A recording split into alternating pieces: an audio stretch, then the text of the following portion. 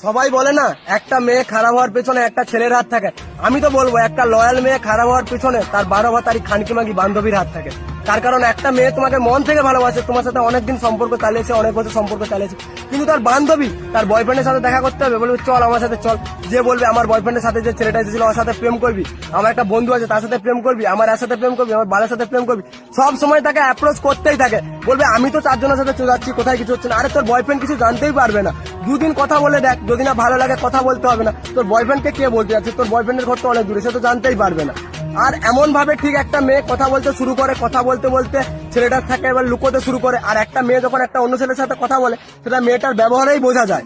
But মেয়েদের বুদ্ধি আটুতে থাকে, এমন এমন কাজ করে, ছেলেকে ব্লক করে ফোন করবে, ফোন করে বলবে যে বাবা ফোন করছিল, রাত 12টার সময় বলবে যে মাসি ফোন করেছিল, তাই অন্য করে ব্যস্ত ছিল। যে ছেলেটার কাছেও মেয়েটা ধীরে ধীরে খারাপ হয়ে যায়, যে ওই মেয়েটা আবার সেই যেই ছেলেটাকে ভালোবাসতে হবে সেই ছেলেটাকেই শত্রু ভাবতে শুরু করে, কারণ সেই ছেলেটাই ওকে এবার প্রত্যেকটা জিনিসে বাধা দিতে, সন্দেহ করতে শুরু করে।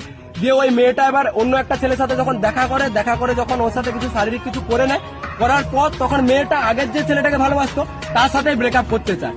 এভাবেই ধরতে গেলে একটা মানে ভালো মেয়ে, লয়াল মেয়ে, সে খানকিতে পরিণত হয়। আর একটা ভালো ছেলের জীবন, যার কোনো দোষ নেই কিছু নেই, যে মন থেকে 100% ভালোবেসেছিল, সেও নষ্ট হয়ে যায়, সেও খারাপ হয়ে যায়।